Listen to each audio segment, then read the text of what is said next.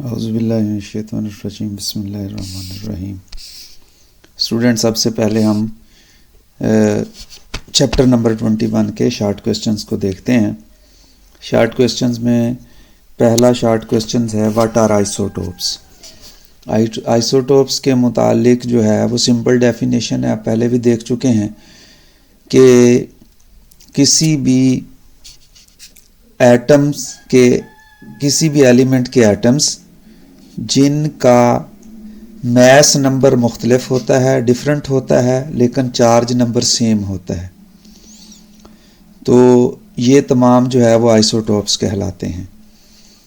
और what do they have in common and what are their differences, कि उनमें common क्या चीज़ है और उनका डिफरेंस क्या है। तो उसमें कॉमन क्या होगा, प्रोटॉन की तादाद दोनों में एक जैसी होगी, ठीक है, लेकिन न्यूट्रॉन की तादाद डिफरेंट होगी। प्रोटॉन की तादाद एक जैसी होगी और न्यूट्रॉन्स की तादाद डिफरेंट होगी। इसी तरह से एक और बात इसमें की जा सकती है कि उनकी केमिकल प्रॉपर्टीज़ सेम होंगी, क्योंकि केमिकल प्रॉपर्टी चार्ज नंबर के ऊपर डिपेंड करती हैं और चार्ज नंबर की वजह से जो इलेक्ट्रॉन्स हैं उनकी तादाद फिक्स होती है, और जो केमिकल प्रॉपर्टीज़ हैं वो इलेक्ट्रॉनिक स्टेट से पता चलती हैं। तो इसलिए ये सारी बातें छोड़कर हमने सिंगल सेंटेंस में लिख देना है कि उनकी केमिकल प्रॉपर्टीज़ सेम होती हैं, डिफरेंट क्या है, उनकी फ़िज़िकल प्रॉपर्टीज़ डिफरेंट होती हैं, ठीक है। तो मेरा ख्याल है ये एनफ है। इस सेंस में आपने स्कॉलर की किताब देख लेनी है, उसके अंदर अगर कोई सेंटेंसेस में मैंने जो बातें बताई उसमें रद्द बदल करने की ज़रूरत हो तो देख लीजिएगा, वरना वो एनफ होगा। नेक्स्ट है short question, why are heavy nuclei unstable. Heavy nuclei unstable क्यों हैं, इसका जवाब देना है, ठीक है। तो इस सेंस में एक आप लोगों के साथ मैंने डिस्कशन की हुई है कि वो एलिमेंट्स जिनका चार्ज नंबर यानी Z नंबर जो है वो ग्रेटर देन 92 या 92 है, तो वो नेचुरली यानी कुदरती तौर पे वो अनस्टेबल होते हैं। अब हमने यहाँ पे डिस्कस करना है कि ये अनस्टेबल क्यों है। इसके लिए ग्रेटर देन 82 है, 92 नहीं स्टूडेंट्स, ग्रेटर देन 82 है। अच्छा, अब इसकी जो असल डिस्कशन है वो तो मैंने आप लोगों के साथ की हुई है कि जैसे जैसे Z नंबर बढ़ता जाता है न्यूट्रॉन्स की तादाद भी उसी मुनासबत से बढ़ती है, क्योंकि न्यूट्रॉन्स ने जो strong nuclear reactions neutron neutron neutron proton और प्रोटॉन प्रोटॉन के दरमियान होती है, उसके बरक्स जब न्यूक्लियस बनता है तो एक और तरह की इंटरेक्शन होती है जिसको हम कूलम रिपल्शन कहते हैं। तो कूलम रिपल्शन जो है ये एक्ट करती है मुख्तलिफ जो प्रोटॉन प्रोटॉन हैं उनके दरमियान। अब अगर हम इसको इस तरह से एक न्यूक्लियस बनाने की कोशिश करें या उसमें सोचने की कोशिश करें, तो ये वाला प्रोटॉन इस वाले प्रोटॉन के ऊपर जो है वो कूलम फोर्स अप्लाई करेगा, लेकिन चूंकि स्ट्रॉन्ग न्यूक्लियर फोर्सेस जो हैं ये इनकी रेंज बहुत कम होती है, तो इस सूरत में इनकी रेंज कम होने की वजह से ये प्रोटॉन एक दूसरे से अगर इतने दूर हैं कि उनके दरमियान या तो स्ट्रॉन्ग न्यूक्लियर फोर्स मौजूद नहीं है या फिर बहुत स्मॉल है, यानी इस रीजन में है, तो फिर इस सूरत में इन दोनों प्रोटॉन के दरमियान कूलम रिपल्शन तो मौजूद है लेकिन अट्रैक्शन मौजूद नहीं है, और ये अनस्टेबिलिटी काज करती है असल में। तो कुदरत ने इसको ख़त्म करने के लिए वहाँ पे न्यूट्रॉन्स रखे हुए हैं न्यूक्लियस के अंदर, क्योंकि ये वाला न्यूट्रॉन इस प्रोटॉन को और ये वाला न्यूट्रॉन इस प्रोटॉन को अट्रैक्ट करेगा, जिसकी वजह से ये जो कूलम रिपल्शन है प्रोटॉन प्रोटॉन के बीच, गो के वो एक दूसरे से दूर हैं, फिर भी उनके दरमियान कूलम रिपल्शन काफ़ी ज़्यादा होती है, क्योंकि न्यूक्लियस का साइज बहुत स्मॉल होता है और इतनी करीब अगर कोई दो चार्ज पार्टिकल पड़े हुए हैं तो उनके दरमियान कूलम रिपल्शन बहुत ज़्यादा होती है। तो इस सेंस में ये न्यूट्रॉन की मौजूदगी इस कूलम रिपल्शन के इफेक्ट को कम करेगी। लेकिन जब चार्जेस बहुत ज़्यादा हो जाते हैं, यानी प्रोटॉन्स की तादाद 82 या 82 से ग्रेटर होती है, तो उसमें इतने प्रोटॉन होते हैं कि कम से कम वो प्रोटॉन जो पेरिफेरी में है, यानी आउटर मोस्ट शेल के आउटर मोस्ट रीजन में है, वो कम से कम हमेशा ऐसे होते हैं कि उनके दरमियान स्ट्रॉन्ग किस्म की कूलम रिपल्शन तो मौजूद होती है, लेकिन स्ट्रॉन्ग न्यूक्लियर फोर्स जो है वो या ज़ीरो होने के करीब होती है या बहुत कम होती है। तो इस सेंस में वहाँ पे न्यूट्रॉन की तादाद बढ़ती जानी चाहिए, लेकिन वो कितनी बढ़ सकती है? न्यूट्रॉन फिर खुद अनस्टेबल करना शुरू कर देते हैं जब साइज बहुत बड़ा हो जाता है। तो फिर आपने ये नोट किया होगा कि जैसे ये न्यूक्लियाई बड़े होते हैं, ज़्यादा बड़े होते जाते हैं, वैसे वैसे इनमें न्यूट्रॉन्स की तादाद जो है वो बढ़ती जाती है एज कंपेयर टू प्रोटॉन। जिस तरह से अगर हम यूरेनियम की बात करें, 92-234 यूरेनियम का आइसोटोप, इसकी अगर मैं बात करूं तो आप देखें इसमें नंबर ऑफ न्यूट्रॉन जो हैं वो n is equal to a minus z, और a कितना है 234 है और z है 92। तो आप देख रहे हैं इसमें न्यूट्रॉन की तादाद प्रोटॉन की तादाद से कहीं ज़्यादा है, लेकिन फिर भी ये न्यूक्लियस हाईली अनस्टेबल है। उसकी वजह कूलम रिपल्शन इफेक्ट है। तो ये हो गई बुनियादी बात जो एक्चुअली वहाँ पर जो एक्चुअली हमारी अंडरस्टैंडिंग है कि ये क्यों अनस्टेबल होते हैं। बहरहाल इसको सिंपल रखने के लिए आप किसी भी किताब से देख सकते हैं, जो सिंपल आंसर लिखा हुआ हो वो भी आप देख सकते हैं, ठीक है ना। जिस तरह से स्कॉलर वालों ने लिखा हुआ है कि in a heavy nuclei we have too many neutrons relative to protons. The strong nuclear force between two nuclei falls off rapidly. Hence, electrostatic repulsive forces overcome the strong nuclear force. तो ये simple words में उसने लिख दिया। मैंने आपको ज़्यादा इसलिए एक्सप्लेन किया कि आपको ये सारी बात पूरे तरीके से समझ आ जाए। नेक्स्ट है, if a nucleus has a half life of 1 year, अगर एक न्यूक्लियस की हाफ लाइफ 1 ईयर है, does this means that it will be completely decade after 2 year. Explain करें कि क्या इसका मतलब है कि वो कंप्लीटली डिके कर जाएगा आफ्टर 2 ईयर? नहीं, इसका मतलब ये बिल्कुल नहीं है, क्योंकि हमारी जो अंडरस्टैंडिंग हाफ लाइफ के मुतालिक है वो ये है कि हाफ लाइफ किसी भी मटेरियल के लिए वो टाइम होता है जिसमें उसकी उस न्यूक्लियस, उस एटम के न्यूक्लियाई जो भी आपके पास पड़े हुए हैं वो जितनी देर में आधे रह जाते हैं। अब 1 ईयर हाफ लाइफ का मतलब ये हुआ कि अगर फर्ज किया हमारे पास पहले 100 न्यूक्लियाई थे तो फिर 50 रह गए, अब अगले 1 साल में 50 से 25 रह जाएंगे। तो इसका मतलब ये हुआ कि वो कंप्लीटली डिके नहीं होगा। तो इसलिए फिर ये स्टेटमेंट इस सेंस में नहीं, आंसर इसका नो में आएगा, क्योंकि इस सेंस में ये कंप्लीटली डिके नहीं होगी। नेक्स्ट वाला शॉर्ट क्वेश्चन जो है वो बड़ा इंपॉर्टेंट है और उसमें जो बात पूछी गई पहले उसको समझते हैं। What fraction of a radio active sample decays, ये ख्याल रखना है। एक तो what fraction of radio active sample decay, दो चीजें होती हैं कि जब कोई एटम के किसी एटम, कुछ एटम्स आपके पास पड़े हुए हैं और वो रेडियो एक्टिव हैं और वो एटम डिके करते हैं, तो डिके करने पर दो तरह से क्वेश्चन पूछा जा सकता है कि किसी गिवन टाइम में वो, चाहे वो टाइम हाफ लाइफ की सूरत में पूछ लिया जाए, चाहे वो टाइम वैसे पूछ लिया जाए, बहरहाल दोनों सूरतों में हमें ये डिस्कस करना होता है दो पहलू से कि कितने एटम्स जो हैं वो डिके कर गए या कितने एटम्स जो हैं वो अभी बाकी रह गए। तो यहां पे उसने जो क्वेश्चन पूछा है वो डिके करने वाले जो रेडियो एक्टिव न्यूक्लियाई हैं उनका पूछा है, और टाइम उसने दिया है in terms of half lifes. तो कितनी हाफ लाइफ, 2 हाफ लाइफ्स के बाद जो है वो कितने रह जाएंगे। ठीक है, तो अब ये हमने पहले भी इसको पढ़ते हुए कैलकुलेशन की हुई है कि हाफ लाइफ में फर्ज किया पहले जो है वो n नॉट हैं, तो एक हाफ लाइफ गुजरने बाद कितने रह जाएंगे, n नॉट बाई 2। और इसी तरह से फिर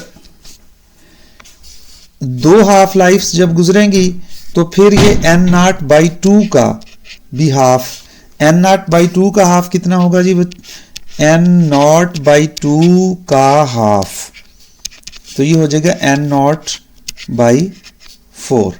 इस तरह से सिंपली आप जो है वो नंबर्स यानी इनिशियल मौजूद एटम्स की तादाद के ऊपर आप निकाल सकते हैं कि बाकी कितने बचेंगे। अब उसने इस शॉर्ट क्वेश्चन में चूंकि तादाद के हवाला से कोई तज़किरा नहीं किया, बल्कि उसने फ्रैक्शन परसेंटेज में अगर पूछी है या फ्रैक्शन परसेंटेज में हम उसका जवाब दे सकते हैं, तो उस फ्रैक्शन परसेंटेज में हम सिंपली ये कह देंगे कि अगर एक हाफ लाइफ गुजरे, एक हाफ लाइफ, तो उस सूरत में हमें पता है कि कितने बाकी रह जाते हैं, 50%। अब जब दूसरी हाफ लाइफ गुजरेगी तो इस 50% का हाफ रह जाएंगे, तो इसलिए 2 हाफ लाइफ के बाद कितने रह गए, 25%। तो अब आपने जो है वो ज़्यादा लंबे चौड़े चक्कर में नहीं पड़ना, आपने सिंपली इस तरह से या तो बता देना है कि 25% रह गए हैं, और अगर आपने कैलकुलेशन करनी है तो कैलकुलेशन के लिए ये फार्मूला यूज़ कर सकते हैं जो मैंने आपके सामने बताया, या फिर आप जो है वो n नॉट मल्टीप्लाइड बाई 1/2 की n, और n जो है वो नंबर ऑफ हाफ लाइफ्स है, इस वक्त नंबर ऑफ हाफ लाइफ्स 2 हैं, तो फिर n/4 हो जाएगा, यानी n नॉट ओवर 4। तो ये ओरिजिनल n नॉट हैं, बाकी जो बच गया उसका है n नॉट ओवर 4। तो हमें पता है कि अगर एक नंबर हो जिसको मैं 1 कह दूं, उसमें से अगर हम माइनस कर दें 1/4, यानी उसका 1/4 जो है वो माइनस कर दें, तो कितना डिके हो गया, 3/4, और जो बाकी बचा है वो बचा था 1/4। और हमें पता है कि 1 का जो 1/4 होता है, इसको अब अगर 100 से मल्टीप्लाई करें तो कितना बनता है, 25%। एट द सेम टाइम जो बाकी जो डिके हो गए थे वो उनकी बात अगर हम करें तो फिर उस सूरत में 3/4 मल्टीप्लाइड बाई 100 अगर हम करेंगे तो ये कितना बन जाएगा, 75%। तो इसका मतलब ये है कि हर 2 सूरत में हमने MCQ के लिए और शॉर्ट क्वेश्चन के लिए भी इसको अपने जहन में ज़हनशीन करके रखना है कि वो अगर हमसे पूछे कि कितने बाकी रह गए हैं तो फिर इस तरह से हिसाब करना है, और अगर वो पूछे कि कितने डिके हो गए हैं तो फिर इस तरह से हिसाब करना है। तो 2 हाफ लाइफ बाद कितने डिके हो गए हैं, इसने हमें यहाँ से पूछा है what fraction of radio active sample decay. तो हम यहाँ पे कहेंगे कि 75% जो है वो डिके हो गए, 25% बाकी बच गए। तो इसलिए मैंने ज्यादा एक्सप्लेनेशन के साथ आपको ये कहा, आपने सिंपली ये कहना है कि आफ्टर 2 हाफ लाइफ 25% बाकी बच जाएंगे, इसका मतलब है 75% डिके हो गए। तो आपका आंसर असल है कि आफ्टर 2 हाफ लाइफ 72% जो है वो डिके कर जाएंगे। आइए अब नेक्स्ट वाले शॉर्ट क्वेश्चन की तरफ आते हैं। इसमें उसने कहा है कि एक रेडियो एक्टिव एलिमेंट है रेडॉन। ये रेडॉन है जो है, इसकी हाफ लाइफ उसने कहा है कि ये 1.6 × 10³ ईयर्स है। क्या मतलब इसका? इसका मतलब ये है कि 1.6 × 10³ ईयर्स के बाद वो जितना मौजूद है उतना वो उसका आधा हो जाएगा। अब उसने यहाँ पे कहा कि since earth is about 5 billion year old, earth जो है वो 5 बिलियन ईयर ओल्ड है, how can you explain why we still can find this element in nature. अब जितना भी वो एलिमेंट, अब इसको इस तरह से सोचना है कि जितना भी वो एलिमेंट मौजूद था, कब? जब अर्थ बनी, ठीक है ना। तो अर्थ के अर्थ जब बनी है, सपोज करें उसमें नंबर ऑफ रेडियो न्यूक्लियाई जो है वो n0 थे, तो 1.6 इंटू 10⁻³ ईयर बाद जो है वो हाफ रह जाएंगे n0/2 एंड सो ऑन, ये चलता रहेगा। अब यहां से ये पता चल रहा है कि ये इन्फिनिट टाइम चाहिए इसको क्या करने के लिए, कंप्लीटली डिके होने के लिए। और जबकि लाइफ की अर्थ जो है अभी 5 बिलियन ईयर है, वो इन्फिनिट तो नहीं है। इसका मतलब ये हुआ कि वो अभी भी मौजूद होगा। इसके लिए आप और भी हवाला दे सकते हैं। आप ये कह सकते हैं कि अगर हम रेडियो एक्टिव डिके लॉ को देखें और उसके मुताबिक हम फार्मूला लिखें कि जो number of radio active nuclei किसी भी लम्हा पे इस यूनिवर्स में मौजूद होंगे, और ओरिजिनली जब यूनिवर्स बनी तो उस वक्त उसके नंबर ऑफ न्यूक्लियाई n0 हैं, तो ये बराबर होता है n⁻e इंटू लैम्डा। लैम्डा जो है डिके कांस्टेंट इंटू टाइम। अब इसका अगर हम ग्राफ ड्रा करें तो इस तरह से बनता है, ठीक है। तो ये देखें, ये एक्सपोनेंशियली डिक्रीजिंग फंक्शन है और ये कभी भी नंबर ऑफ न्यूक्लियाई अगर मैं इस तरफ को रिप्रेजेंट करूँ, टाइम इधरों रिप्रेजेंट करूँ, तो ये कभी भी ज़ीरो नहीं होंगे। अगर ये ज़ीरो नहीं होंगे तो फिर इस सूरत में हम ये कहेंगे कि वो उनको इन्फिनिट टाइम चाहिए डिके होने के लिए, इसलिए वो अभी भी यहाँ पे इन नेचर मौजूद होंगे। रेडॉन जो है अभी भी नेचर में मौजूद होगी। तो इस तरह से आपने सिंपल सा आंसर जो भी आपको अवेलेबल हो, मसलन जिस तरह से स्कॉलर की किताब में लिखा हुआ है तो वो एनफ है या मौजू है, आप उसको यूज़ कर सकते हैं। नेक्स्ट वाला शॉर्ट क्वेश्चन बड़ा इंपॉर्टेंट है। Describe a brief account of interactions of various type of radiation with matter, यानी मुख्तलिफ टाइप ऑफ रेडिएशंस की जो इंटरेक्शंस की टाइप्स हैं या इंटरेक्शंस होती हैं, उनका ब्रीफ अकाउंट जो है वो आपने देना है। तो इस सेंस में आप interaction of radiation with matter जो है वो वाला टॉपिक जो आपने देखा, आपको मैंने समझाया हुआ है, उसमें से आपने ब्रीफली डिस्कस कर लेना है, या फिर स्कॉलर वाली किताब के ऊपर जो है उन्होंने उस टॉपिक में कुछ इंफॉर्मेशन ब्रीफली डिस्कस की हुई है, आपने वही यूज़ करनी है। लेकिन ये याद रखना, ये शॉर्ट क्वेश्चन इंपॉर्टेंट है। 21.7 शॉर्ट क्वेश्चन है, इसमें देखते हैं। Explain how alpha and beta particles may ionize an atom without directly hitting the electron. यानी वो कहता है ये बात एक्सप्लेन करें कि अल्फा पार्टिकल या बीटा पार्टिकल किसी भी एटम को कैसे आयोनाइजेशन कर सकते हैं जबकि वो डायरेक्टली उसको हिट ना करें उसके इलेक्ट्रॉन को।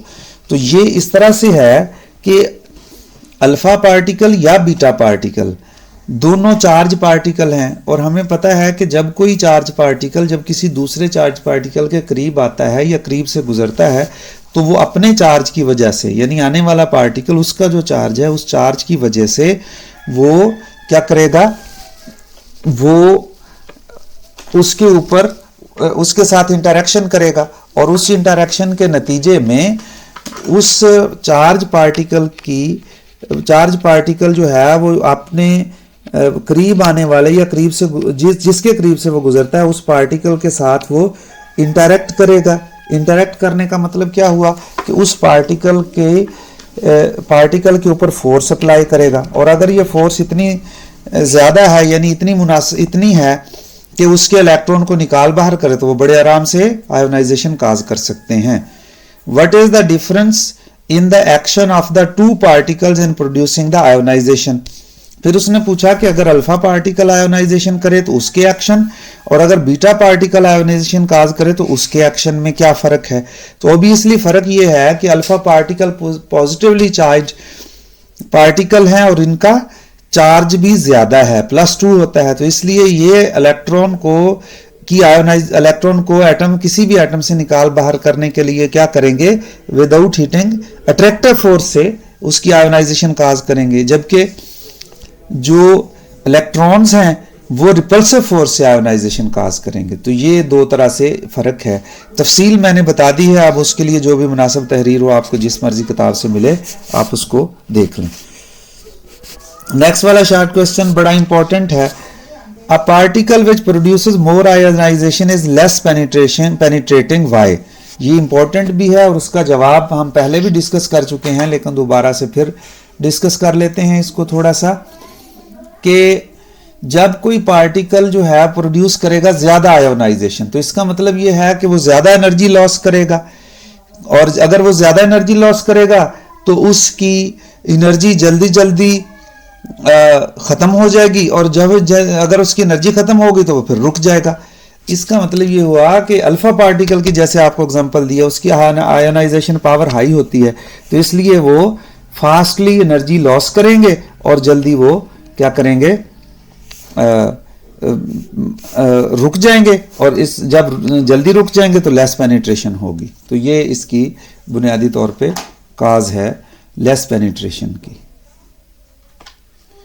नेक्स्ट वाला शॉर्ट क्वेश्चन 21.9 ये भी इंपॉर्टेंट है, और इसमें पूछा क्या गया है कि what information is revealed by the length and shape of the tracks of an incident particle in Wilson cloud chamber।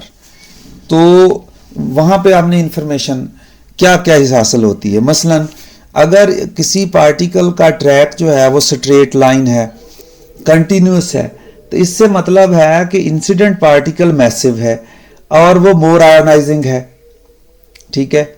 और थिक का मतलब थिक है, अगर शेप में थिक आ जाता है, लेंथ कम या ज्यादा आ जाती है, शेप में अगर थिकनेस ज्यादा है तो इसका मतलब वो ज्यादा आयोनाइजेशन काज कर रहा है विल्सन क्लाउड चैम्बर में। क्योंकि विल्सन क्लाउड चैम्बर में जब ज्यादा आयन्स बनेंगे तो उसकी एक्सप्लेनेशन आपको बताई हुई है कि वहां सुपर सैचुरेटेड वेपर कंडेंस होते हैं, तो कंडेंसेशन ज्यादा होगी तो उससे पाथ जो है वो ज्यादा विजिबल या थिक होगा।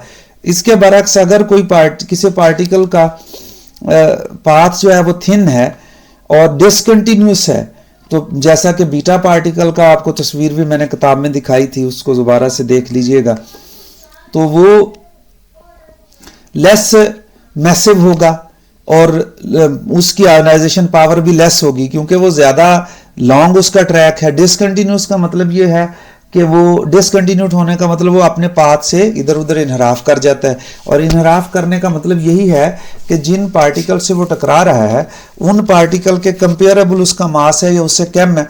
अगर वो उस कंपेरेबल होगा या उससे मास कम होगा तो वो फिर जिन पार्टिकल से वो टकरा रहा है वो उसको डिट्रैक्ट कर देंगे। तो इसलिए थिन होना और इस जो डिसकंटिन्यूस होना इस बात की दलालत है कि पार्टिकल का, आने वाले पार्टिकल का मास कम है और उसकी आयोनाइजेशन पावर भी कम है। इसी तरह से अगर कोई डेफिनेट शेप ना हो उसकी, यानी पता ही ना चले कि पाथ कौन सा किधर भी गया पार्टिकल, फिर डिसकंटिन्यूटी आ जाए, फिर यानी कोई डेफिनेट शेप ना बने पाथ की, तो उस सूरत में फिर वो स्मॉलेस्ट आयोनाइजिंग पावर होगी, जिस तरह के आप फिगर में देख सकते हैं ionization tracks for the gamma particles. Next आ जाते हैं, why must a Geiger Muller tube for detecting alpha particle have a very thin end window. जब हमने जीएम ट्यूब पढ़ी थी या गीगर मोलर ट्यूब जो है उसको देखा था, तो उसमें मैंने आपको बताया था कि वहां पे एक विंडो लगाई हुई होती है, ट्रांसपेरेंट विंडो।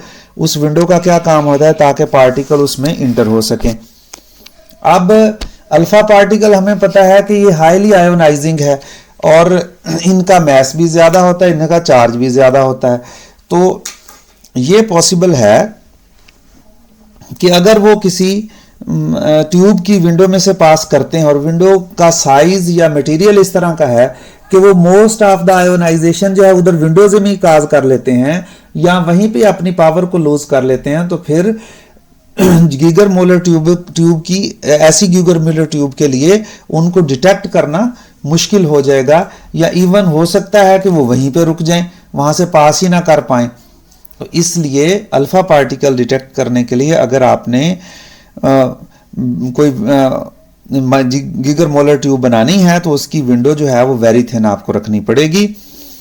लेकिन उसके बरक्स अगर आप गैमा रेज जो हैं उनको डिटेक्ट करना है तो गैमा रेज के लिए हमें पता है कि उसके लिए कोई खास मटेरियल की ज़रूरत नहीं होती, वो आमतौर पे किसी भी मटेरियल में से पास कर जाती हैं विदाउट लूजिंग एनर्जी। तो फिर आप ये भी कह सकते हैं कि उसमें आपको स्पेशल मटेरियल की विंडो बनाएं ही ना, वैसे ही ट्यूब बना लें आम मटेरियल की, जिस मटेरियल की ट्यूब बनानी वही बना लें, वही उसको जो है वो डिटेक्ट करने के लिए काफ़ी होगा। तो ये बुनियादी आइडिया था जो मैंने आप लोगों के साथ डिस्कस कर लिया। आपकी किताब में जो भी लिखा उसको देख के आप तहरीर उसकी मुकम्मल कर लें। नेक्स्ट वाला शॉर्ट क्वेश्चन है, describe the principle of operation of solid state detector of ionizing radiation in terms of generation and detection of charge carrier. इसके लिए सबसे बेहतरीन ऑप्शन तो ये है कि आप जो है वो अपनी किताब के ऊपर जो उसने डिस्क्रिप्शन लिखी हुई है वो देखें। बहरहाल उसको सिंपल रखने के लिए आप उसको मुख्तसर भी कर सकते हैं। तो आइए अब हम देखते हैं कि आपकी किताब में वो वर्किंग प्रिंसिपल कहाँ पे लिखा है ताकि उसके अल्फाज जो है वो हम ज़रा देख लें। तो ये अब आपके सामने जो सॉलिड स्टेट डिटेक्टर वाला टॉपिक है हमारी किताब में से वो यहाँ पे आपको नज़र आ रहा होगा। इसमें जो पहला सेंटेंस है ना यही इंपॉर्टेंट है, इसमें काफ़ी सारी डिस्क्रिप्शन उसकी आ जाती है।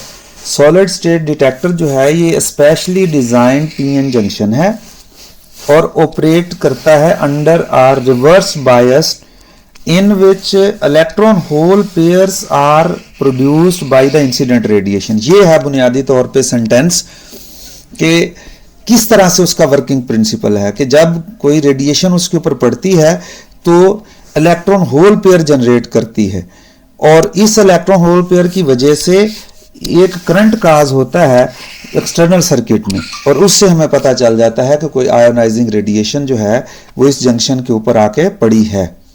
तो इस हवाला से ये वाला डिटेक्टर जो है उसकी बुनियादी वर्किंग प्रिंसिपल क्या हुआ कि उसमें जो इंसिडेंट पार्टिकल्स हैं वो एक्चुअली क्या प्रोड्यूस करते हैं, इलेक्ट्रॉन होल पेयर, और रिवर्स बायस कंडीशन में रख करके उन इलेक्ट्रॉन होल पेयर्स को कलेक्ट किया जाता है जिसकी वजह से एक्सटर्नल सर्किट में करंट पल्स बनती है और ये करंट पल्स जो है इस बात का इशारा होता है कि कोई पार्टिकल जो है वो उसमें उस डिटेक्टर के ऊपर आकर के स्ट्राइक हुआ है या डिटेक्टर से वो डिटेक्ट करने की डिटेक्ट होने का इंडिकेटर बनेगा। बहरहाल आप इसको अपनी जो किताब अगर स्कॉलर वगैरह की किताब आपके पास है तो उसमें से भी आप इसको देख सकते हैं या कहीं पे किसी किताब से भी आपको इसकी इस तरह से का वर्किंग प्रिंसिपल अगर मिले तो आप उसको वहां से तैयार कीजिएगा। नेक्स्ट वाला शॉर्ट क्वेश्चन जो है वो हमारे पास इस तरह से है कि है ये इम्पोर्टेंट बल्कि मोस्ट इम्पोर्टेंट है, ठीक है। और ये अब आपने क्योंकि क्रिटिकल मैथ्स का कॉन्सेप्ट क्लास में नहीं पढ़ा था तो इसलिए मुझे थोड़ा सा हवाला इसका क्रिटिकल मास के हवाला से देना पड़ेगा ताकि ये बात समझ आ जाए। पहले सबसे पहले देखते हैं कि क्रिटिकल मैथ्स यूज़ कहाँ पर हुआ है। उसके लिए हम अपनी किताब की तरफ आते हैं। चूँकि इस शॉर्ट क्वेश्चन का ताल्लुक जो है वो न्यूक्लियर फिशन से रिलेटेड टर्म्स के साथ मौजूद है तो इसलिए इस बात को अंडरस्टैंड करने के लिए हम न्यूक्लियर फिशन का जो प्रोसेस है उसको ज़रा समझने की कोशिश करते हैं। न्यूक्लियर फिशन के प्रोसेस को समझने के लिए आपकी किताब की तरफ आते हैं और अब थोड़ा सा शॉर्ट क्वेश्चन वाले हिस्से को पास करके इसको सुन लेते हैं कि न्यूक्लियर फिशन जो है वो क्या है, क्योंकि हमें ये भी समझना है। न्यूक्लियर फिशन जो है उसमें एक तो ये दो नाम आपने याद रखने हैं कि ये न्यूक्लियर फिशन जो है उसको स्टडी करने वाले साइंटिस्टों के नाम क्या हैं, ओटो हान और फ्रिट्ज स्ट्रासमैन। ये दोनों जर्मन साइंटिस्ट थे, इनका आपने नाम याद रखना है।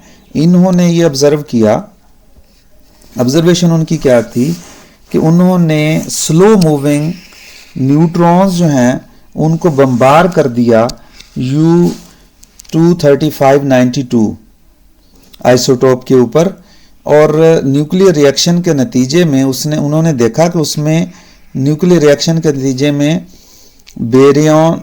बेरियम, क्रिप्टॉन और on the average of 3 neutrons are obtained. ठीक है, इसमें जो हैरानकुन बात ये थी कि न्यूक्लियर रिएक्शन के लिए उन्होंने न्यूट्रॉन्स को दाखिल किया यूरेनियम के न्यूक्लियस में, और ये बड़ी अजीब ऑब्जर्वेशन इस सेंस में थी कि अब दो इंटरमीडिएट जो न्यूक्लियाई हैं, इंटरमीडिएट मैस के जो न्यूक्लियाई हैं, जैसे बेरियम का मैस जो है वो 141 है और क्रिप्टॉन का मैस जो है वो 92 है, तो ये इंटरमीडिएट मैस के दो न्यूक्लियाई बन गए, एक बड़ा न्यूक्लियस ब्रेकअप होके। तो फिर इस प्रोसेस को समझने के लिए फर्दर जो एक्सप्लेनेशन की गई और समझा गया और उसका नाम रखा गया, उसको फिर नाम दिया गया फिशन का प्रोसेस। फिशन के प्रोसेस में क्या होता है कि ये एक ऐसा रिएक्शन होता है जिसमें एक हैवी न्यूक्लियस, जिस तरह के यूरेनियम की एग्जांपल दी है, ये स्प्लिट अप हो जाता है इनटू 2 न्यूक्लियर रफली equal size along with the emission of energy during the reaction is called fission reaction। ये डेफिनेशन आप लोगों ने फिशन रिएक्शन की याद रखनी है इम्तहानात के लिए भी और वैसे भी अगर आपसे कोई पूछता है।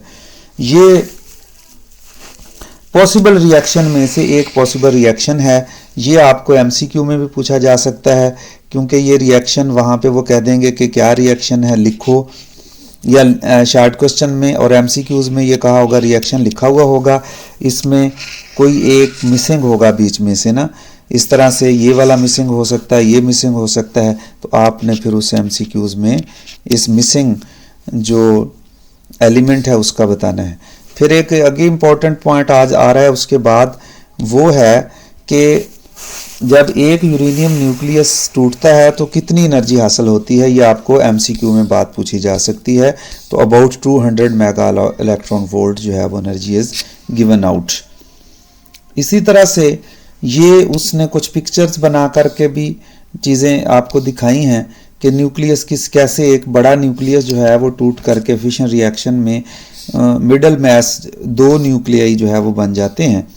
ये उन्होंने एनर्जी कैलकुलेशन करने का तरीका बताया है। अगर आपको याद हो तो जो बाइंडिंग एनर्जी कर्व मैंने आपके सामने बनाई थी उसकी शेप कुछ इस तरह से थी कि इस तरह से, और यहाँ पे मैंने आपको बताया था कि ये आयरन है, इसकी एनर्जी जो है वो मैक्सिमम है, तो binding energy 8.7 like that maximum binding energy है। और जो यहाँ पे यूरेनियम वगैरह यहाँ पर है, तो यूरेनियम की एनर्जी और ये मिडल मैस न्यूक्लियाई वाले एनर्जी जो है उनमें ये डिफरेंस है, ठीक है ना। तो इसलिए यहाँ पे उसने ये तज़किरा किया, ये 7.7 मेगा इलेक्ट्रॉन वोल्ट है इसकी एनर्जी, और उससे जो एनर्जी क्रिप्टॉन और बेरियम वगैरह बनते हैं उनकी ऑन द एवरेज जो है वो 8.5 mega electron volt per nucleon energy है। तो 7.7 mega electron volt per nucleon से एक सिस्टम चला गया 8.5 मेगा इलेक्ट्रॉन वोल्ट में, तो तकरीबन पर न्यूक्लियन जो है वो 0.9 मेगा इलेक्ट्रॉन वोल्ट एनर्जी हासिल हो रही है।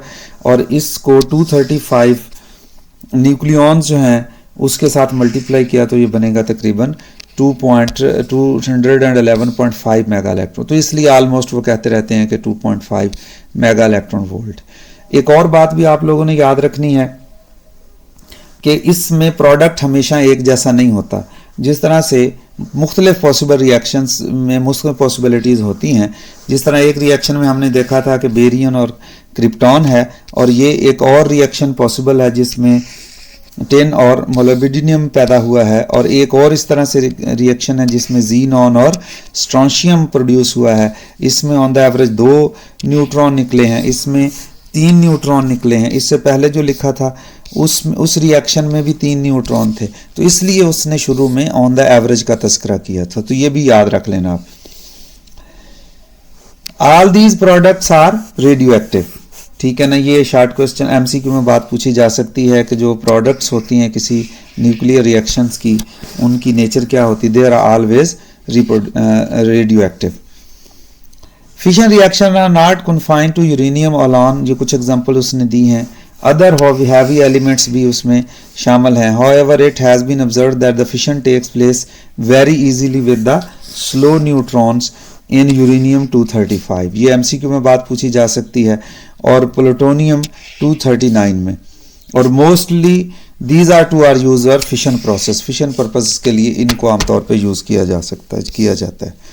फिर आगे कॉन्सेप्ट है फिशन चेन रिएक्शन का। फिशन चेन रिएक्शन का आपने समझना है, इसी के एतबार से हमें वो क्रिटिकल मैस, क्रिटिकल वॉल्यूम या इस तरह की छोटी छोटी टर्म्स जो हैं उनका पता चलेगा। We have observed that during the fission reaction, a nucleus absorb a neutron and break into two nuclei almost equal, emitting 2 or 3 neutrons. By properly using these neutrons, fission reaction can be produced in more uranium atoms such that the fission reaction can continuously maintain itself. यानी दूसरे लफ्जों में कि हम अगर कोई ऐसी situation create कर लें कि जिसमें हर एक फिशन रिएक्शन में प्रोड्यूस होने वाले जो न्यूट्रॉन है वो आगे फिशन रिएक्शन काज करना शुरू कर दें, तो फिर क्या होगा कि हमें बाहर से न्यूट्रॉन प्रोवाइड करने की ज़रूरत नहीं है। बाहर से न्यूट्रॉन प्रोवाइड करके जो न्यूट्रॉन्स प्रोवाइड करके फिशन रिएक्शंस को एक्टिवेट करने की को प्रोपेगेट करने की ज़रूरत नहीं होती, बल्कि हम कुछ ऐसा करें कि वही न्यूट्रॉन जो पहले उससे पहले फिशन रिएक्शन में प्रोड्यूस हुए हैं वही आगे चल करके यूज़ होते जाएं। और इसलिए इसी मुनासबत से हम उसको कहते हैं कि ये चेन रिएक्शन है, तो वो कंटिन्यूस चेन रिएक्शन प्रोड्यूस हो जाएगा।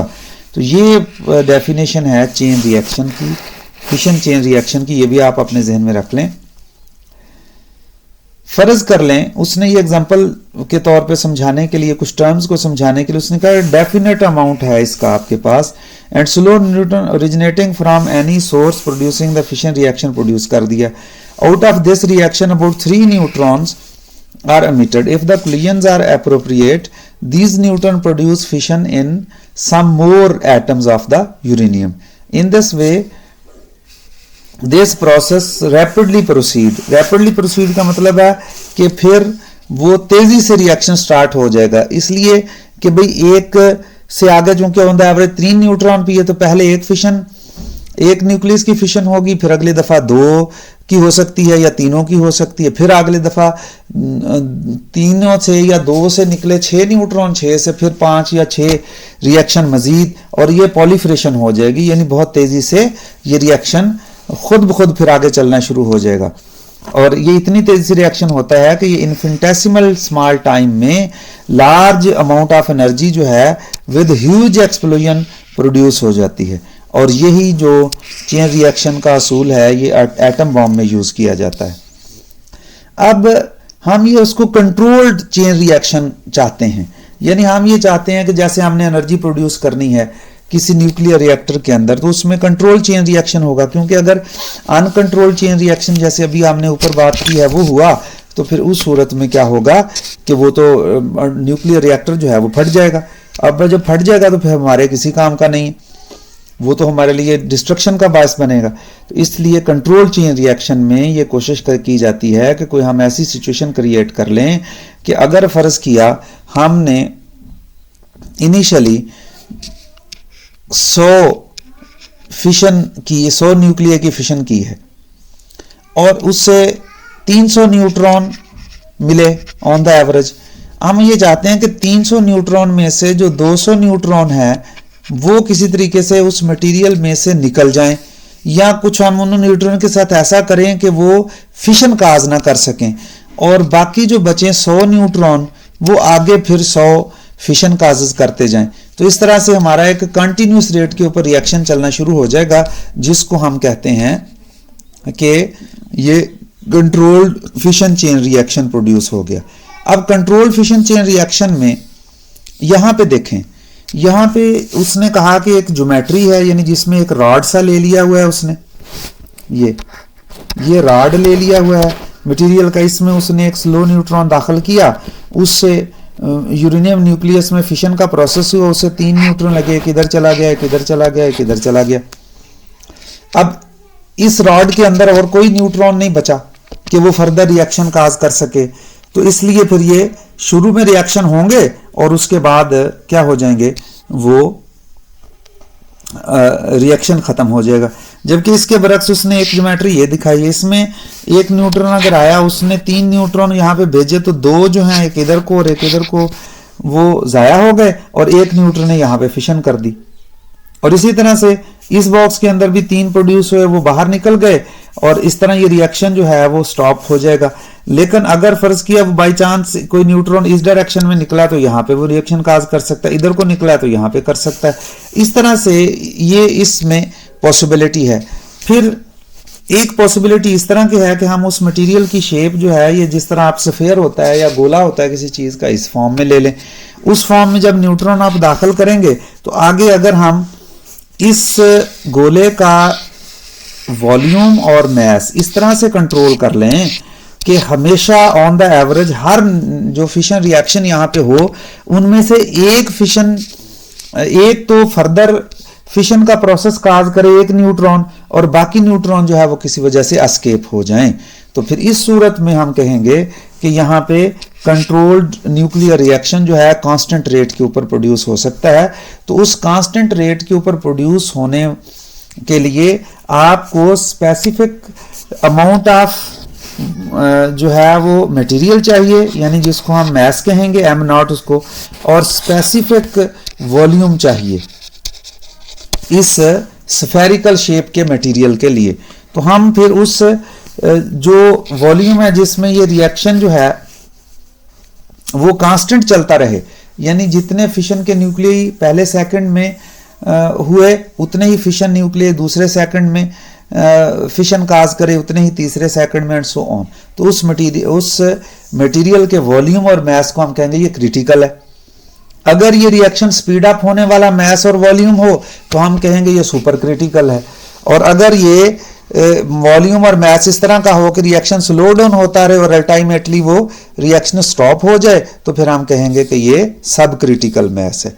तो बच्चों इस तरह से 2-3 टर्में यूज की जाती हैं, सुपर क्रिटिकल, सब क्रिटिकल और क्रिटिकल मैस। क्रिटिकल मैस में का अब हमें यहाँ से पता चला कि ये क्या होता है, ये होता है जिसमें वो चेन रिएक्शन जो है वो कांस्टेंट स्पीड से चलता रहे, उसकी जो शेप और उसका जो वॉल्यूम है और उसके करस्पॉन्डिंग जो उसका मैस हमने रखना है वो क्रिटिकल मैस होता है। इस तरह से बच्चों समझ आती है कि ये जो क्रिटिकल मैस है इसकी टर्म क्या है। बहरहाल आपकी किताब में जो भी उसकी मुनासिब तहरीर वहां पे लिखी हुई हो, आपने उसी को ही याद कर लेना है, ठीक है। यहां पर आपकी किताब में भी मेंशन कर देता हूं कि ये यहां से स्टार्ट करते हैं।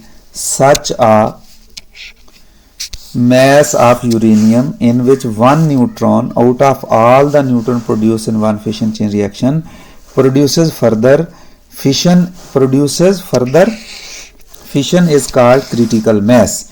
The volume of the mass of uranium is called critical volume. तो उसी critical mass के mass का जो यूरेनियम है उसका जो वॉल्यूम होगा वो critical mass कहलाएगा।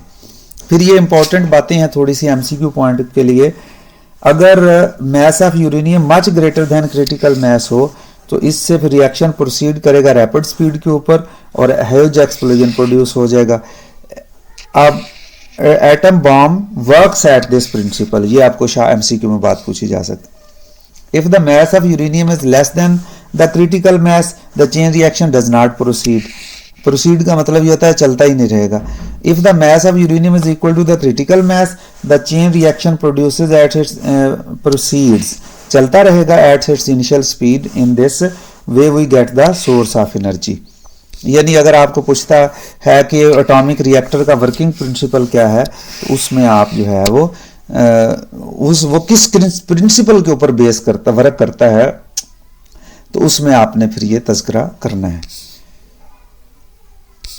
इसी तरह फिर ये न्यूक्लियर रिएक्टर की बात है। बहरहाल देखते हैं फिर आगे चल करके कि जो चीज़ हमें ज़्यादा अपीलिंग होगी फिर उसको देखते हैं वापस। अच्छा, नेक्स्ट वाला शॉर्ट क्वेश्चन जो है वो इससे रिलेटेड है कि discuss the advantages and disadvantages of the nuclear power compare to the use of fossil fuel generated power.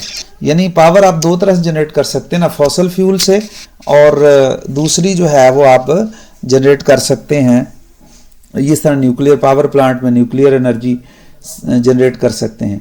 तो उसमें ये बात, इस सबसे पहले तो आप ये बात समझ लेना कि उस सूरत में जो एनर्जी है वो फॉसल फ्यूल से क्या मतलब है।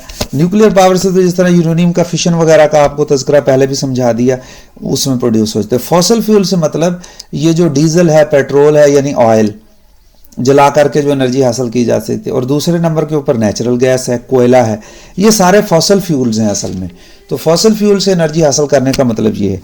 तो इसने एडवांटेज और डिसएडवांटेज के बारे में कहा है, तो उसमें आप जो है वो बड़े आराम से, आपकी जो स्कॉलर वगैरह की किताब है या कोई भी किताब है आपकी, तो उसमें उसने सॉर्ट आउट करके लिखा हुआ होगा, उसको आपने फिर इस सेंस में एडवांटेज और डिसएडवांटेज की सेंस में याद कर लेना है।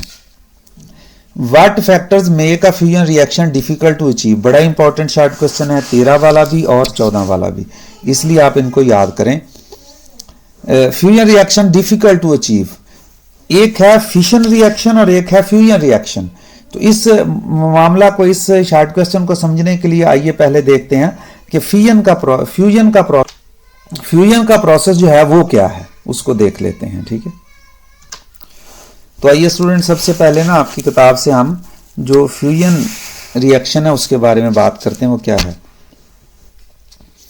अब अगर आपने बाइंडिंग एनर्जी कर्व वाला लेक्चर आपने सुना हुआ है वहां से क्लास में, तो आपको याद होगा मैंने कहा था कि दो छोटे न्यूक्लिया को मिलाकर के अगर बड़ा न्यूक्लियस बनाएं तो वो भी स्टेबल हो जाता है, और अगर एक बड़ा न्यूक्लियस तोड़ करके उससे दो इंटरमीडिएट मास के न्यूक्लियर बनाए जाएं तो वो भी स्टेबलाइजेशन की तरफ जाते हैं और एक्स्ट्रा एनर्जी को जो है वो खारिज करते हैं। तो फ्यूजन के प्रोसेस में जो है वो यही फिर डेफिनेशन बनेगी कि जब कोई न्यूक्लियर रिएक्शंस जिसमें दो लाइट न्यूक्लियाई मर्ज करके उससे एक हैवी न्यूक्लियस हम बनाते हैं, तो इसको फ्यूजन का प्रोसेस कहते हैं। फ्यूजन आम लफ्ज है जिसमें दो चीज़ों को मिला करके उससे तीसरी चीज़ नई बना ली जाती है, उसको कहते हैं ये फ्यूजन हो गई है। तो फ्यूजन रिएक्शन में दो लाइटर न्यूक्लियाई को, यानी आम सेंस में छोटे कह ले हम, लाइटर न्यूक्लियाई को जिनकी बाइंडिंग एनर्जी कम होती है, उनको मिला करके उससे एक बड़ा न्यूक्लियस बनाते हैं जिसकी बाइंडिंग एनर्जी ज़्यादा होती है as compare to the lighter nuclei. तो फिर ये सिस्टम मोस्ट स्टेबल की सूरत की में जाएगा, तो उसके नतीजे में यहाँ पे एनर्जी जो है वो अमिट होगी। ये उसने एक दो एग्जांपल्स भी यहाँ पे कोट की हैं कि तकरीबन ये वाला फैक्टर भी याद रख लेना है आपने, 0.9 मेगा इलेक्ट्रॉन वोल्ट जो है वो पर फिशन के प्रोसेस में प्रोड्यूस होती है, जबकि इसके मुकाबले में यहाँ पर जो है वो अगर हम दो न्यूट्रॉन और दो प्रोटॉन को मिला करके अगर हम हीलियम एटम बनाएं यानी फ्यूजन करें उसकी, तो 28 mega electron volt energy given out होती है। फिर भी अगर हम न्यूक्लियन पर न्यूक्लियन देखना चाहें तो ये एनर्जी काफ़ी ज़्यादा है। उसकी सेंस ये है कि दो प्रोटॉन और दो न्यूट्रॉन का मतलब 4, और 27 को 4 पे डिवाइड करें तो तकरीबन 7 मेगा इलेक्ट्रॉन वोल्ट। वहाँ पे तकरीबन 0.9 मेगा इलेक्ट्रॉन वोल्ट या अराउंड आप रफली कह लें कि 1 मेगा इलेक्ट्रॉन वोल्ट एनर्जी हासिल होती थी, यहाँ पर 7 mega electron volt per nucleon energy हासिल होगी फ्यूजन के प्रोसेस में। लेकिन फ्यूजन के प्रोसेस के साथ एक मसला है, it is very difficult to produce fusion. It is very difficult to produce fusion, क्योंकि इसमें अपोजिटली चार्जेस जैसे प्रोटॉन है उनको हम करीब लाते हैं तो उससे कूलम रिपल्शन शुरू हो जाती है। अब कूलम रिपल्शन की वजह से आप उनको फ्यूज़ नहीं कर पाते। जो फ्यूज़ करने के लिए फिर हमें हाई एनर्जी चाहिए, ज़्यादा एनर्जी चाहिए उस कूलम रिपल्शन फोर्स को। ये सारी बात इसने यहाँ पे लिखी है ओवरकम करने के लिए, इसलिए ये डिफ़िकल्ट है। कि इसको स्टार्ट रिएक्शन को करने के लिए बड़ी हाई एनर्जी अमाउंट चाहिए। ठीक है, बहरहाल फिर भी उन्होंने इस डिफ़िकल्टी के बावजूद जो है वो न्यूक्लियर रिएक्शंस किस तरह के पॉसिबिलिटीज़ हैं, उनकी डिफरेंट पॉसिबिलिटीज़ डिस्कस की हुई हैं और फिर उस रिएक्शंस को अर्थ के ऊपर अचीव करने के लिए कोशिश की गई है। Let us take the example of the fusion reaction when two neutrons are merge to form the helium nucleus. ये उसने एक फ्यूजन रिएक्शन कहा है कि जिसमें दो न्यूट्रॉन्स को की मदद से हम हीलियम न्यूक्लियस बनाते हैं। 24 मेगा इलेक्ट्रॉन वोल्ट एनर्जी निकलती है। ये आपने एमसीक्यू के लिए याद रखना है, ये रिएक्शन भी एमसीक्यू के लिए याद रखना है, ठीक है ना। लेकिन वो कहता है कि इसके बड़े कम चांस हैं कि ऐसे हीलियम बनेगी, यानी ये रिएक्शन मुश्किल है। The probability of occurring such a reaction great where 2 proton and 1 neutron is produce as a given below. कहता है कि ये रिएक्शन जो है उससे ज़्यादा फिजिबल है कि ये रिएक्शन हो पहले, फिर उसके बाद जो है ना वो ये रिएक्शन हो। In both of these reaction about 1.0 mega electron per nucleon is produced. ये भी बात आपने याद रखनी। और फिर if H2 and H3 are forced to fuse 17.56 mega electron energy is obtained. तो ये रिएक्शन फिर इस तरह से होगी। We know that the fusion for 2 light nuclei to work has to be done. तो उसके लिए फिर हमें वर्क करना पड़ेगा, overcome the repulsive forces which exist between them. For this 2 nuclei are hurled towards one another at very high speed. और इस speed को प्रोड्यूस करने के लिए हम उनकी वेरी वेरी लार्ज वेलोसिटी चाहिए, और तो वो आम एक्सेलेटर से भी ऑब्टेन कर सकते हैं। और इसका अल्टरनेटिव मेथड जो है उसको वो भी है फ्यूजन रिएक्शन का। It is based upon the principal that the speed of atom of a substance increases with the increase in the temperature of a substance. हमें पता है आम रोज़मर्रा ज़िंदगी में आप इसकी एग्जांपल समझ सकते हो कि ये क्या बात की गई है। जैसे आप पानी को गर्म करें तो आप देख रहे होते पानी के मालिक्यूल, अगर पानी के अंदर कोई पत्ते वगैरह या कोई और छोटी छोटी चीज़ें या कोई पाउडर वगैरह आप डाल दें तो आपको वो पाउडर चलता हुआ नज़र आएगा। जैसे जैसे टेम्परेचर बढ़ता जाएगा वैसे आप देखेंगे उस पाउडर के या पोलन ग्रेन्स वगैरह डाल लें तो आपको पता चलेगा कि उनकी स्पीड बढ़ती जा रही है। तो यहाँ से आइडिया होता है कि जैसे जैसे टेम्परेचर बढ़ता है तो कोई चीज़ लिक्विड में हो या गैसेस में हो तो उसके पार्टिकल की तादाद जो है वो स्पीड जो है वो बढ़ना शुरू हो जाती है। तो यहाँ पे भी हम यही आइडिया यूज़ करेंगे कि अगर लिक्विड फॉर्म में हमारे पास हाइड्रोजन हो तो हाइड्रोजन के या जो भी मटेरियल आप फ्यूज़ करवाना चाहते हैं वो, तो उनका टेम्परेचर आप बढ़ाते जाएं जिससे उसकी स्पीड बढ़ेगी तो वो एक दूसरे के साथ ज़्यादा स्पीड के साथ कोलाइड करेंगे। अगर हम स्पीड इतनी बढ़ा दें कि कोलिजन पर वो स्ट्रॉन्ग न्यूक्लियर फोर्स के रीजन में एक दूसरे के करीब चले जाएं तो उससे वो फ्यूजन हो जाएगी। तो start a fusion reaction at the temperature at which the required speed of light nuclei can be obtained is the about 1000 million degree Celsius। तो इस तरह का जो एक्स्ट्रा ऑर्डिनरी हाई टेम्परेचर है इसके ऊपर ये जो प्रोसेस होता है इसको हम कहते हैं थर्मोन्यूक्लियर फ्यूजन रिएक्शन। ये भी शॉर्ट क्वेश्चन में या एमसीक्यू में बात पूछी जाती है, इसको याद रखना है। Until now the fusion reaction is taking place only in the hydrogen bomb. That extraordinary high temperature is obtained during the explosion of an atomic bomb. Due to this high temperature, the fusion reaction between H2 and H13 sets in. In this way, a very large amount of energy is produced. ठीक है, a very large amount of energy can be had from the fusion reaction, but now this reaction has not been brought under control like the fusion reaction. जैसे वो fusion chain reaction किया तो इस तरह under control नहीं अभी हो सकता। So is not being used for to produce electricity. Efforts are in full swing in this field and it is hope that the near future some method would be found to control this reaction as well. फिर आगे nuclear reaction in सन में ये reaction कुदरती तौर पे हो रहे हैं, उसके लिए याद रखना है। बहुत सारे एमसीक्यूज इसमें पूछे जा सकते हैं, शॉर्ट क्वेश्चन भी। Sun is compose primary of hydrogen, ये बात भी आपने एमसीक्यू में पूछी जा सकती है। It has a little amount of helium and slight amount of other heavy elements, a ट्रेमेंडस amount of energy keeps issuing out of continuously at all times. The temperature of the core of the sun is 20 million degrees Celsius and its surface temperature is 6000 degrees Celsius. Its energy is due to the fission reaction, ये MCQ में बात पूछी जा सकती है, called PP reaction, proton-proton reaction, ठीक है। During this process, two hydrogen nuclei are two proton fuse to form the deuteron, ये deuteron बनता है। This reaction takes place as with the fusion reaction of deuteron with proton, तो फिर ये deuteron एक और प्रोटॉन के साथ फ्यूजन रिएक्शन करता है, He3 आइसोटोप जो है हीलियम का ये बनता है और उसमें फिर कुछ एनर्जी खारिज होती है, ये रिएक्शन है इस तरह से। इन द लास्ट स्टेज, और लास्ट स्टेज में दोबारा से फिर जो टू न्यूक्लियाई He3 की, यानी एक रिएक्शन से ये एक बनेगा, एक दूसरे रिएक्शन से बनेगा, ये दोनों फिर आपस में उस टेम्परेचर के ऊपर मिल करके हीलियम 4 बना देंगे और उसके नतीजे में दो प्रोटॉन, जो 4 प्रोटॉनों ने हिस्सा लिया, 2 प्रोटॉन वापस अलग हो जाएंगे, फिर वो फर्दर रिएक्शन में चलते जाएंगे।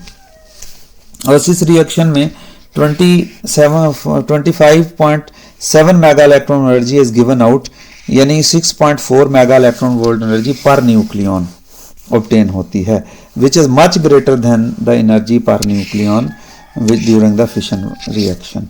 तो ये जो आपका टॉपिक है, इसमें मैंने ये कवर करने की कोशिश की है कि आपको सारे जो हैं वो न्यूक्लियर फिजन के मुतालिक जो है फैक्ट्स भी पता चल जाएं और उनके मुतालिक जो शार्ट क्वेश्चन है फिर हम कंफर्टेबल रहें उसको सॉल्व करने के लिए, ठीक है। तो इस वीडियो को यहाँ पे एंड करते हैं, फिर मैं अभी आप रेडिएशन एक्सपोजर अगले वीडियो में और साथ में जो रिलेटेड शार्ट क्वेश्चन हैं वो भी डिस्कस करता हूँ आपके साथ। तो मिलते हैं फिर नेक्स्ट वीडियो में इंशाल्लाह।